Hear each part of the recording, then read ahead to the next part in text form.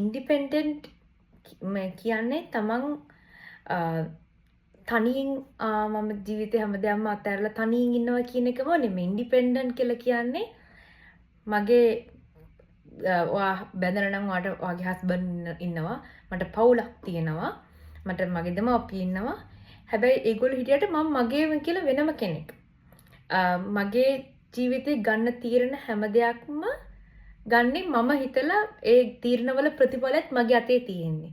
my choice my feelings ඒ වගේ. අපේ කෙලාට තමයි තමන්වත් ඩවුට් වෙන අවස්ථා තිබිලා තියෙනවා. මේ ජීවිතය කියන්නේ අන්න ඒ වගේ කෙනෙක්.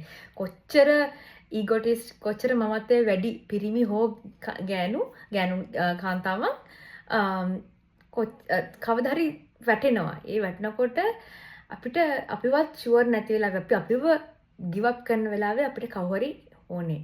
පෙලක් කටියට තමන්ගේ දෙමාපිය වෙන්න පුළුවන්, යාළුවා වෙන්න පුළුවන්, සැමියා වෙන්න පුළුවන්, නැත්නම් භාර්යාව වෙන්න පුළුවන්. එහෙමත් නැත්නම් බලු පැටිය තමන්ගේ ගෙදර ඉන්න බලු පැටියා වෙන්න පුළුවන්. ඒ වගේ කවුරු කෙනෙක් අපිට ඕනේ. එහෙමත් නැත්නම් ඔයා විශ්වාස කරන ඔයාගේ ආගම දහමත් වෙන්නත් පුළුවන්. ඔයාගේ ගෝල්ස් වෙනුවෙන්, ඔයාගේ ඩ්‍රීම්ස් වෙනුවෙන් ඔයා ඉන්ඩිපෙන්ඩන්ට්ලි ලියන්න. මොන බාධක ආවත් මම අම්මා කෙනෙක් තමයි. ඒ වගේ කවදා හරි මම ඒ වගේ අම්මා කෙනෙක් වුණොත් මම මටම කියලා බිස්නස් එකක් හදා ගන්නවා. ඒක තමයි මගේ ජීවිතේ මට තියෙන මගේ හැකියාවට මාව කොහොම හරි මම කරගත්ත කියන තැනට එනවා. මොකද සමාජයට මගේ ජයග්‍රහණ දැකලා මගේ දරුවත් මම වගේ එයාගේ දියුණුව බතා මේ වැඩ කරන්න පටන් ගනි පොඩි කාලේ ඉඳන්ම. අන්න ඒකට තමයි ඉන්ඩිපෙන්ඩන්ට් කියලා කියන්නේ. කාන්තාවන් වුණාම ටිකක් ග්‍රේස්ෆුල් වෙන්න ඕනේ, කයින්ඩ් වෙන්න ඕනේ. පෞද්ගලික ජීවිතේ හෝ තමන්ගේ රස්සාවේදී හෝ හැමෝමත් එක්ක එකටව නැගිටින්න.